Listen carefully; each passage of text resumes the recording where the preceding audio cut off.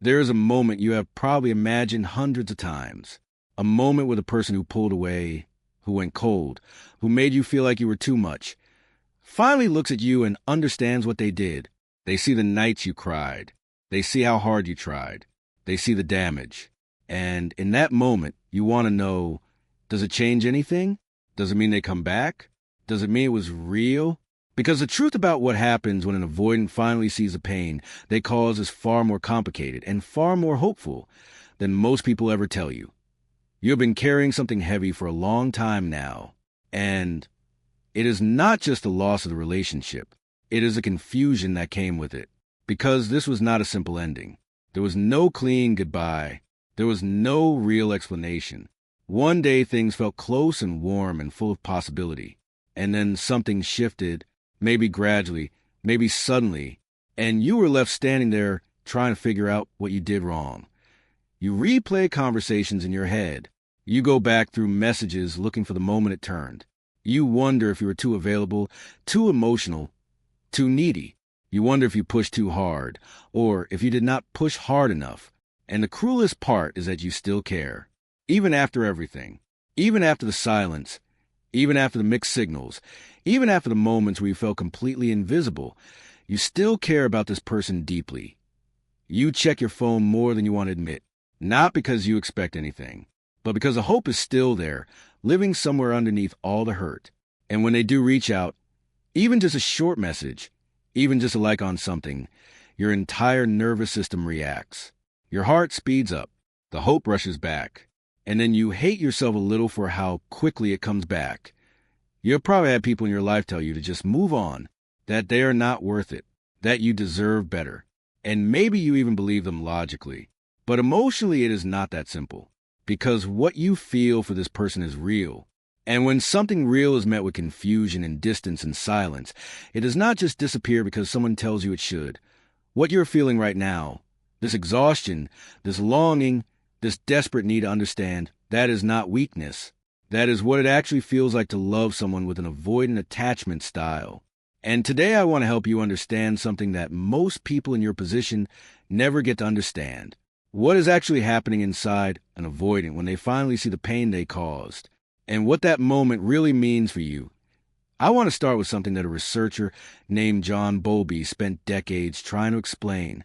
Bowlby was the father of attachment theory, the psychological framework that explains why we connect with others the way we do, why some of us reach toward people when we feel threatened, and why others pull away. His work, later expanded by researchers like Mary Ainsworth and Kim Bartholomew, gave us a map for understanding exactly the kind of relationship dynamic you have been living inside.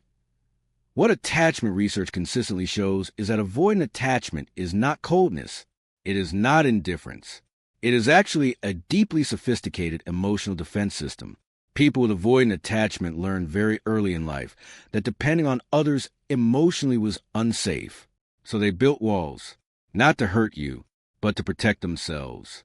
And those walls are so automatic, so deeply wired, that most avoidants do not even know they're doing it. I have worked with and spoken to hundreds of people navigating relationships with avoidant partners. And one of the things that comes up over and over again is this question. Do they actually know what they put me through? Do they have any idea of the damage they caused? And that question matters so much, because wrapped inside it is a deeper question. Was I real to them at all? What I'm going to share with you today is what actually happens inside the psychology of an avoidant when they reach that moment of awareness, when the walls come down enough for them to see what they did. This is not surface-level content. This is the real interior experience of an avoidant in that moment, what it triggers in them, what it means, and most importantly, what it means for you and where you go from here.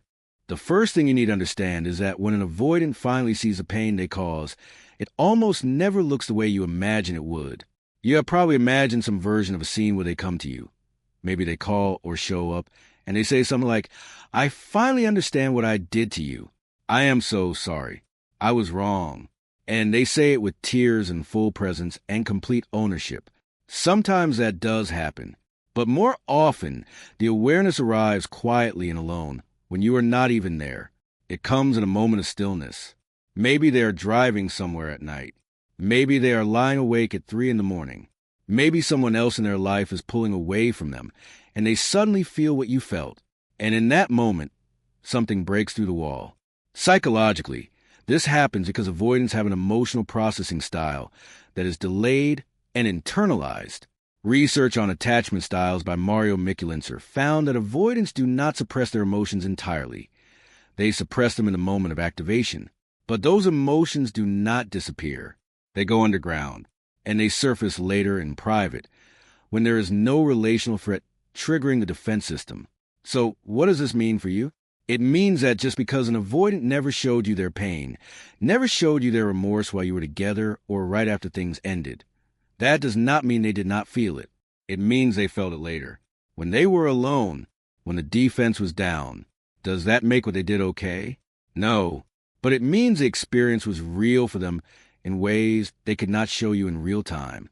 What I need you to stay with here is this. Their delayed awareness does not mean delayed caring. It means a delayed ability to access what was always there. Here is something counterintuitive that I want you to really sit with. When an avoidant finally sees the pain they cause you, truly sees it, it does not feel relieving for them. It does not feel like clarity. It feels like a crisis. And understanding why is key to understanding everything that happens next. Avoidants built their entire psychological architecture around one core belief. I am better off not needing people, and people are better off not needing me.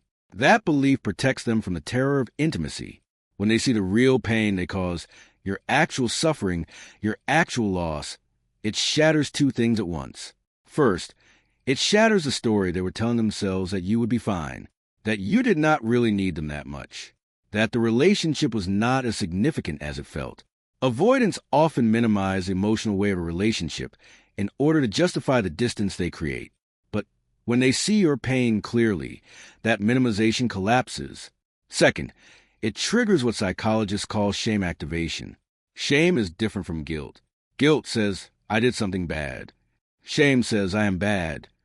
And for someone with avoidant attachment, who already has a fragile core sense of self-worth beneath all that self-sufficiency, the realization that they hurt someone they actually care about hits the shame core directly. Think about a real scenario. Imagine your avoidant partner sees a post you made months after the relationship ended. Maybe it is something indirect, but unmistakably about what you went through. Or maybe a mutual friend tells them how much you struggled, and for the first time they're faced not with your emotion in the moment, which their system knows how to shut down, but with undeniable evidence of your lasting pain. Their first response is often not to reach out. It is to shut down even more, because the shame is overwhelming. They go internal. They process it alone. They might tell themselves they do not deserve to reach out, that reaching out would be selfish, that they would only hurt you more. And here is what I need you to understand. All of that is real. None of that is manipulation. It is a person who does not have the emotional tools yet to hold what they are feeling without collapsing into it. What this means for you is important. If an avoidant in your life has gone even more distant after a period where they might have seen your pain, that silence is not proof they do not care. It is often proof that they care more than their system can handle right now. Before I continue, I want you to think about your own situation for a moment, because this next point is the one that tends to hit people the hardest point. One of the most painful things you carry is probably the suspicion that you were not memorable to them, that you were easy to walk away from, that they moved on without a second thought while you were still putting yourself back together. And I want to address that directly, because the reality is almost always the opposite of what it looks like from the outside. Avoidants have what psychologists call a deactivating attachment strategy. When emotional intimacy gets too intense, they cognitively and emotionally suppress their attachment feelings. They focus on flaws in the relationship. They remind themselves why they are better off alone. They create internal narratives about incompatibility. And from the outside, this looks like they do not care. It looks like they are not affected. But research by Philip Shaver and Mario Mikulincer, two of the most respected names in adult attachment research, showed something remarkable. When avoidants are put in situations where their suppression strategy is bypassed through distraction tasks, for example, their physiological responses to attachment-related material are almost identical to anxious and secure attachment types, meaning underneath the surface calm, they are feeling almost everything. So think about what this means in the context of your relationship. The moments that mattered to you, they matter to them too. They stored them. The inside jokes, the quiet evenings, the conversations that went late into the night, they carry those. Not in a way they can easily access or talk about, but they are there. And when the walls come down, even a little, those memories surface with full emotional weight. I worked with someone once who described reconnecting briefly with an avoidant ex 2 years after their relationship ended. And the avoidant brought up a detail from a night they had shared, a tiny, specific detail that the anxious partner had completely forgotten. And that moment broke the anxious partner open because it was proof that presence had been real all along, even when it was invisible. What this means for you is that your significance to them was never in question, even when their behavior made it look that way. This one is perhaps the most important thing I will tell you today. When an avoidant truly reaches that moment of awareness, when they can no longer avoid seeing the damage their patterns cause, it becomes what I would call a psychological fork in the road. And which path they take tells you almost everything about where things can go from here. The first path is what I call the return to defense. The shame and vulnerability are too much, so they retreat further. They rationalize. They rewrite the story to make themselves less responsible. They tell themselves you were too needy, that it was incompatibility, that it would have never worked. This is not malice. This is a fragile ego protecting itself from complete collapse. And unfortunately, many avoidants take this first path, especially if they have not done any personal work on their attachment wounds. The second path is what I call the crack in the armor. Instead of running from shame, they stay with it, even just a little. They allow themselves to feel the discomfort of having hurt someone they cared about. This is not comfortable for them, but it is where real change begins. And this path is what leads to reach-outs that feel different, conversations that go deeper, an apology that is not followed by distance. Here is a real scenario. Two avoidants in similar situations. Both have a moment of seeing what they put their partners through. The first one posts something on social media about self-growth and moving forward and quietly ensures they never have to be in a vulnerable conversation. The second one picks up the phone and calls, not because they have it all figured out, but because something in them changed enough to try. The fork in the road matters because it tells you what kind of work the avoidant is doing internally. An avoidant who reaches out after a period of silence, not to test the waters, not because they are lonely, but because they genuinely want to acknowledge what happened. That is someone who has taken at least a few steps down the second path, and that is meaningful. What this means for you is this. You cannot control which path they take, but you can recognize which path they are on, and that recognition is your power. And I need you to stay with me here, because this next part changes everything. We have talked about when the awareness comes, what it creates inside them, how they remember, and which fork they take. But now I want to be honest with you in a way that I think you need to hear. Because all the psychology, all the understanding, all the compassion you might feel for what an avoidant goes through internally, none of it matters as much as this. What do they actually do with the awareness? Awareness without action is not transformation. It is just pain that has become visible. I have seen people hold on to hope for years because they believe an avoidant knew what they did wrong. And knowing is not the same as changing. Feeling remorse is not the same as doing the work. Coming back because the loneliness is unbearable is not the same as coming back because they have addressed the patterns that cause harm. So how do you tell the difference? You watch the behavior over time, not the words in a single conversation. An avoidant who is genuinely moving toward healing does specific things. They tolerate discomfort instead of running from it. They stay present in difficult conversations instead of shutting down. They reach out consistently, not in bursts followed by silence. They are willing to talk about what happened, not just act like it never did. And here is what I want to gently offer you. If you are waiting for the moment they see the pain they cause as the moment everything changes, I want you to reconsider that frame, because that moment is not the ending of anything. It is at best the beginning of a very long road. And you deserve to know that before you make any decisions based on it. Think about this scenario. Your avoidant reaches out after months of silence. They say something that shows real awareness. They apologize in a way that actually lands. And your hope surges completely. And that is completely human and completely understandable. But then what? Do they follow through? Do they show up consistently? Do they do the work? Or does the same pattern restart in a slightly different form?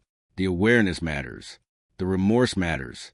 But it is step 1, not step 10.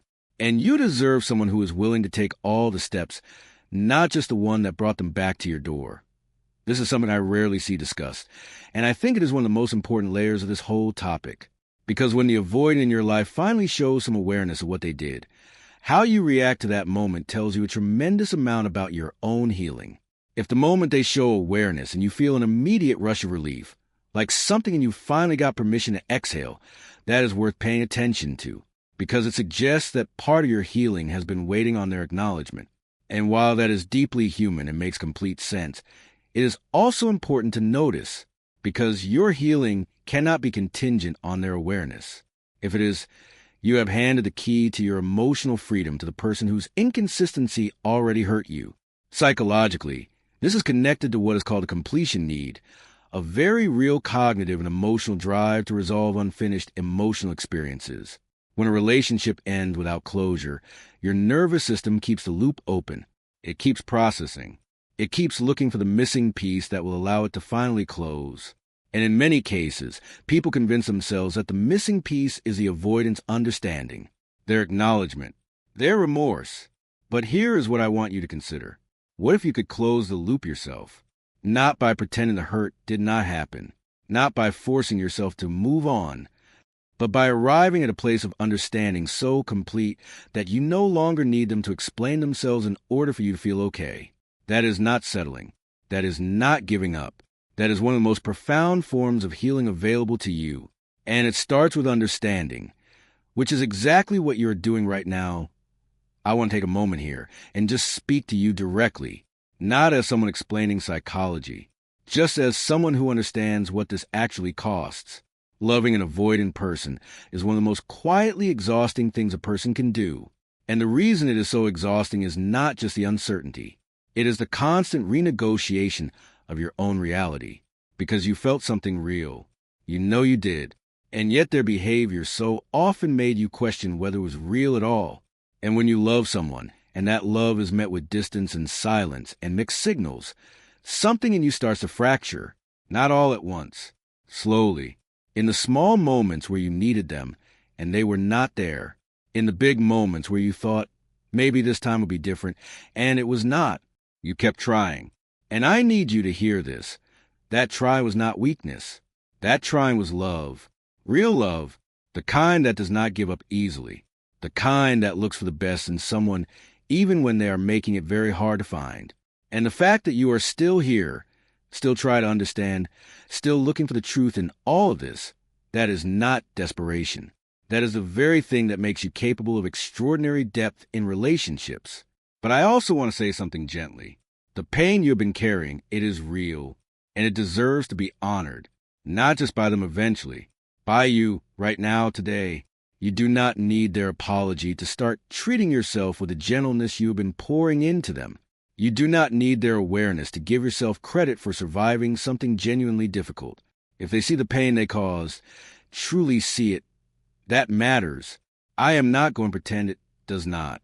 There is something profoundly human about being witnessed in your hurt by the person who caused it, but your worth was never inside their recognition of it. Your worth has been there this entire time, waiting for you to come back to it.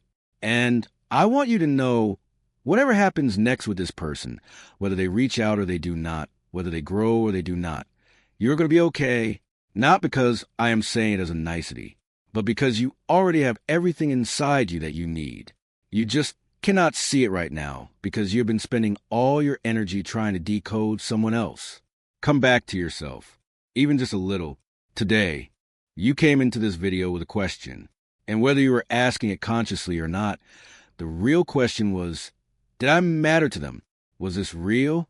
And I hope what you are leaving with is not just an answer, but a deeper understanding of them, of yourself, and of the dynamic you were caught inside. You now understand something that most people in your situation never get access to. You understand the interior experience of an avoidant in the moment of reckoning. You understand why their awareness arrives differently. You understand the fork in the road and what each path means. And most importantly, you understand that your healing does not live inside their epiphany. It lives inside you.